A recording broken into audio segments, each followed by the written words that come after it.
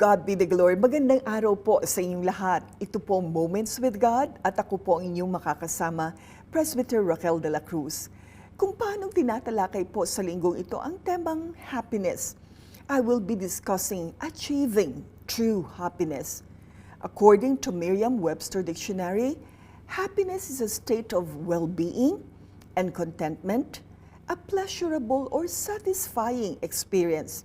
Sa kahulugan pong ito, lumalabas na ang happiness ay dependent sa circumstances, nakabatay sa pangyayari o sa mga sitwasyon.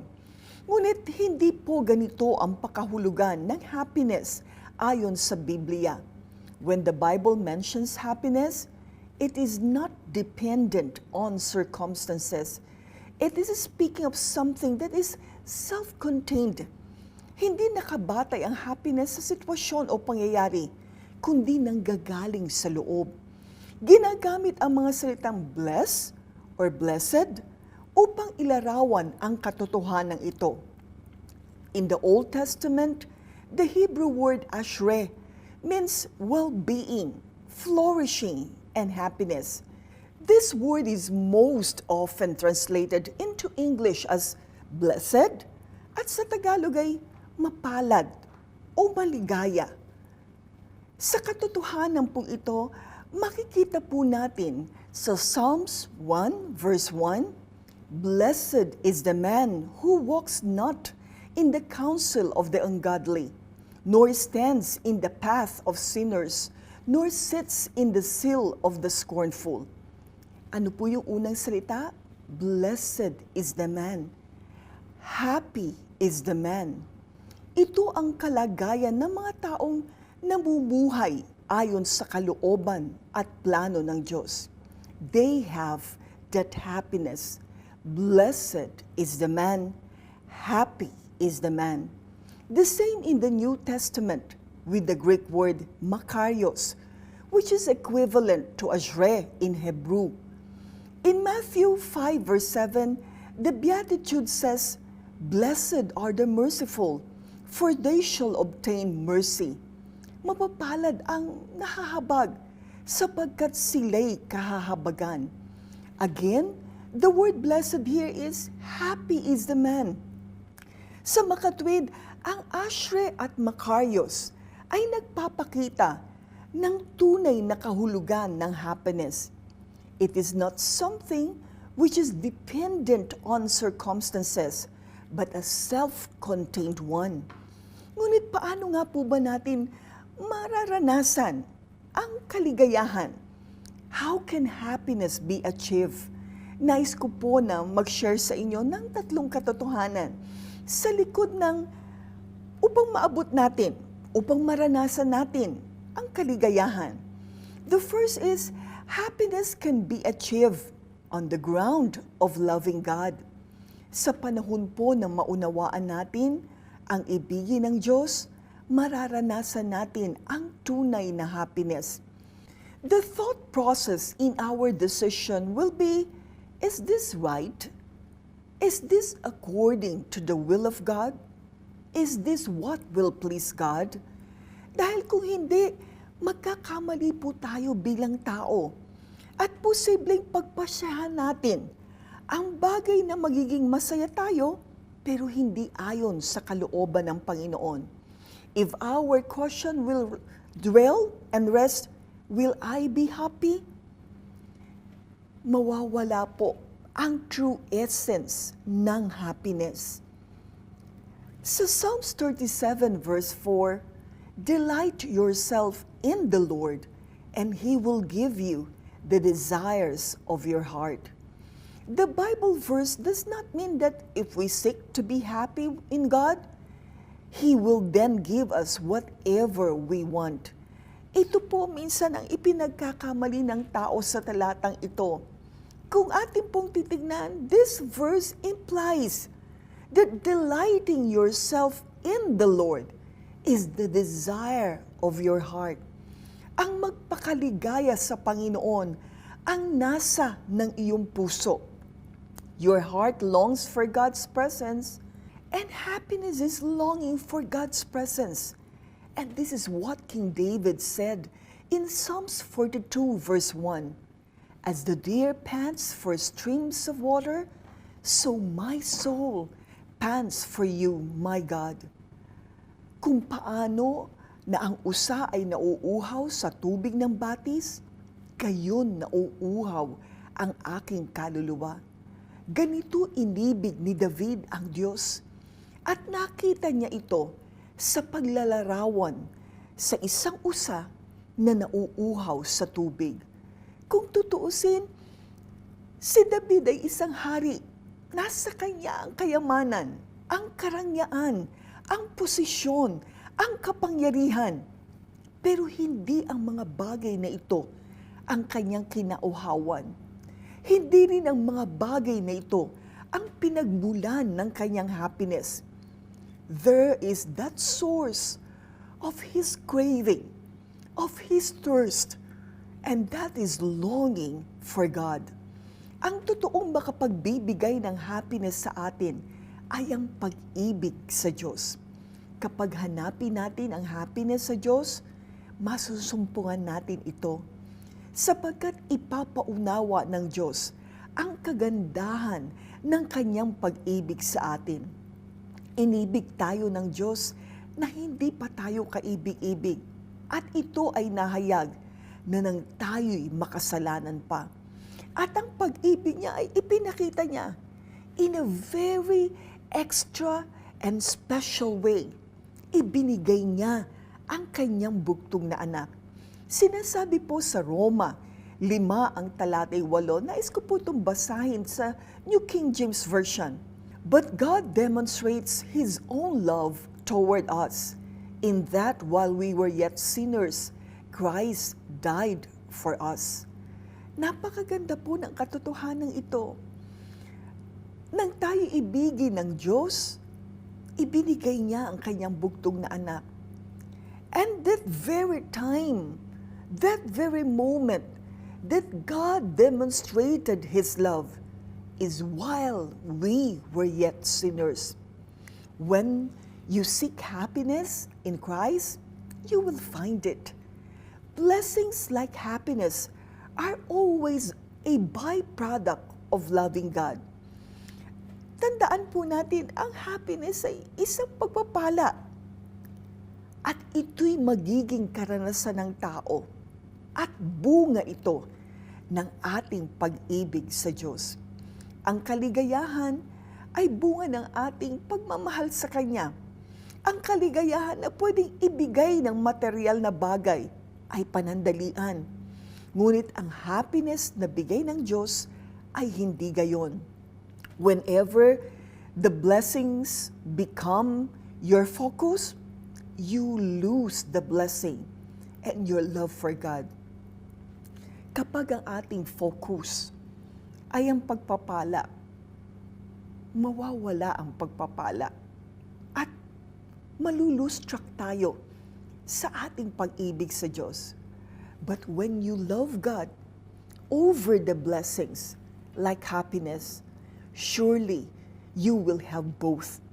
Kapag ang lagi mong hahanapin blessing, mawawala ito. At ang pag-ibig mo sa Diyos ay posible ring mawala. Pero kapag mahalin mo ang Diyos na higit sa pagpapala, matatanggap mo ito kapwa dahil Diyos ang pinagmumulan nito. That is why when we seek our own happiness first and have God as second, we will fail to find the fulfillment we truly seek. Laging may kulang, walang kasapatan. Sabi nga po ni Blaise Pascal, an 18th century mathematician, there is that vacuum in man's heart that only God can fill up. Sa buhay ng tao, sa puso ng tao, merong isang espasyo, merong isang lugar na hindi pwedeng punan ng anumang bagay, kundi Diyos lang ang magpupuno. Kahit na nasa iyo ang lahat, kapag wala ang Diyos, meron pa ring vacuum, meron pa ring kulang. That is why, when happiness becomes our singular aim, without a desire to please God, evil is sure to follow because people have begun to pursue their own personal happiness without the consideration of God and others. Second, happiness can be achieved on the ground of serving others. Sin always puts self on the nominal number first. Kailan nga po ba dumarating ang kasalanan? Kapag ang tao ay nagiging makasarili. Kapag ang laging focus ng tao ay ang kanyang sarili. Self-centeredness. Selfishness. Hindi ba totoo lang po na sa likod ng kasalanan ay ang pagiging makasarili ng tao na walang pakundangan sa iba? And when self is first, it will keep itself there by every ruthless means required. Kapag ang laging iisipin ng tao ay ang kanyang sarili, darating siya sa panahon na hindi niya na makita at hindi niya kayang maramdaman yung kawalan niya nagpagkonsidera sa damdamin, sa isip, sa puso ng ibang tao. Kapag ang tao maging makasarili, gagawin niya ang lahat ng bagay na walang awa at walang habag sa iba. Maaalis lamang ang tao sa kalagayang ito kapag makilala niya at tanggapin niya ang Panginoong Hesukristo sa kanyang buhay. Sabi po sa 2 Corinthians 5 verse 17, all those who are with Christ are new creation. Kapag po tayo magkaroon ng relasyon sa Panginoon, tayo po'y bagong nilikha. At ang sabi ng salita ng Panginoon, ang lahat ng nakaraay nagsilipas na. At ngayon ay pawang bago. Mula sa pagiging selfish, it can be a selfless life. Mula sa pagiging self-centered, it can be a life driven to serve others. Huwag po nating ipagkamali na ang isang mananampalataya ay hindi dapat maghanap sa happiness. Hindi po. Ang Biblia ay nagtuturo kung paano nating hahanapin ang happiness at ito ay ating masusumpungan sa Diyos lamang. God's way of bringing life is completely different than man's ways. Man says, do what you must to make yourself happy. Hindi po ba ito talaga ang totoo? Na sa panahon na ang tao'y naghahanap ng kaligayahan sa paraang tao, ang naiisip ng tao'y gawin ang gusto niya upang siya'y maging masaya. Pero hindi po ito ang kalooban ng Diyos. God says, do what is according to my word. And in the process, you will find a greater joy than ever before. Man's happiness terminates and expires on itself. God's happiness for man find its end goal in God and loving and serving others. Sabi po ni Apostol Pablo sa Gawa 20, ang talatay 34 hanggang 35, nalalaman din ninyo na ang mga kamay na ito ay nangaglilingkod sa mga kinakailangan ko at sa aking mga kasamahan. Nagbigay halimbawa ako sa inyo sa lahat ng mga bagay na sa ganitong pagpapagal ay dapat kayong magsisaklolo sa mahihina at alalahanin ang mga salita ng Panginoong Hesus na siya rin ang may sabi, lalo pang mapalad ang magbigay kaysa tumanggap. The Bible explains that the way to happiness is not through selfishness, but selflessness. Paul sought to love and serve people. In the process, he received far more happiness than he would have if he sought to be served by people. Hindi hinanap ni Pablo na paglingkuran siya, kundi siya ang naglingkod sa tao. Dahil dito, sabi ni Pablo, it is more blessed to give than to receive. The third is, happiness can be achieved on the ground of submission to God. The Bible gives clear instruction about happiness through the words of Jesus Christ. In Luke 17, verse 33, whoever seeks to preserve his life will lose it, but whoever loses his life will keep it. Dito makikita po natin, there is what we call paradox, na yung likas sa tao, na yung paraan ng tao ay iba sa paraan ng Diyos. Sabi ng banal na kasulatan, when you preserve your life, you will lose it. But when you lose your life, you will keep it. Sa Panginoon, habang iniingatan mo ang buhay mo, mawawala ito. Ngunit sa panahong iwala mo ang buhay mo, maiingatan mo ito. Again, the Bible explains that the pursuit of happiness is not the problem. Hindi problema na hanapin natin ang kaligayahan. Ang problema is, how do we pursue happiness? Paano natin hinahanap ang happiness? Paano natin hinahanap ang kaligayahan? Tandaan po natin, ang totoong kaligayahan ay ating mararanasan kung ating maunawaan na ipasakop ang ating sarili sa kalooban ng Panginoon. How we pursue our happiness is what reveals a true Christian versus a non-Christian. Kung paano natin hinahanap ang kaligayahan, ito ang magpapakita, ito ang magpapatunay, at ito rin ang magsasabi kung ikaw ay tunay na Kristiyano o hindi. Sa tao, sarili ko muna. Pero sa Diyos, kabaliktaran. Gusto mong magkaroon ng buhay? It is when you lose your life that you will find it. A purpose-driven life is a life in submission to God. And that will be the time that one will experience true happiness. Pansinin po natin ang kaligayahan ng ating Panginoong Hesukristo nang siya'y magkatawang tao.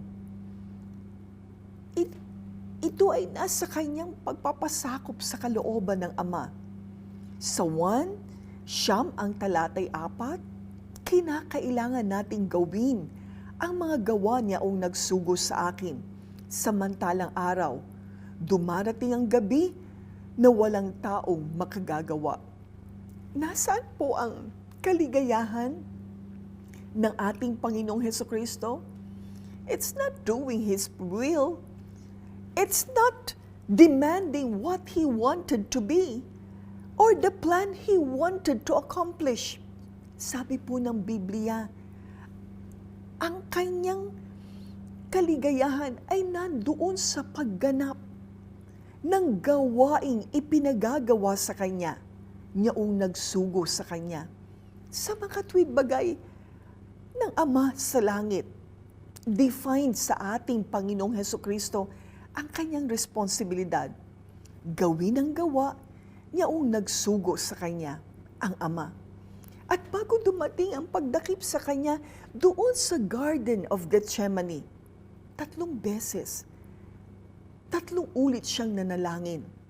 Sabi niya, Ama, kung maaari, lumagpas sa akin ang sarong ito. 3 ulit na panalangin. Jesus Christ has to resolve that very moment. Is it about His will or His Father's will? Is it about His own choice and prerogative or His Father's plan? At the end of his prayer, sabi ng Panginoon, "Not my will, but your will be done." True happiness is when we know that our life is in line with God's will, and it calls for submission. It may not be easy, but surely submitting to God's will is worth doing it. Remember at the cross, after Jesus Christ submitted himself to the Father's will, sabi ng Panginoon, "It is finished." A word of victory out of submission. A portrait of true happiness. When you have accomplished something for the Lord, when you know you have submitted yourself to the will of God, true happiness comes in. What was the proof of his happiness? The last word he spoke, "Father, into your hands I commend my spirit." Kapag po alam natin na nagawa natin, napasakop natin ang ating sarili doon sa kalooban ng Panginoon, doon po natin mauunawaan kung ano ang tunay na kaligayahan. This is your moments with God. I know that all of us are seeking happiness in life. But true happiness can only be achieved when we place it on the ground of His words, loving God, serving others, and having a life of submission to God. Nawa po ay maging karanasan ng bawat isa sa atin ang naging karanasan ni David. Sabi po niya, kung paanong nauuhaw ang usa sa tubig, gayon nauuhaw ang aking kaluluwa sa iyo. Sa panahong magkaroon tayo ng kaugnayan sa Diyos, doon po natin mauunawaan kung bakit ang tunay na kaligayahan ay sa pagkakaroon ng pag-ibig sa Kanya, paglilingkod sa kapwa, at pagpapasakop sa Kanyang kalooban. Pagpalain po kayo ng ating Panginoon. Thank you for watching Moments with God. If you enjoyed the video, click like and subscribe for more uploads.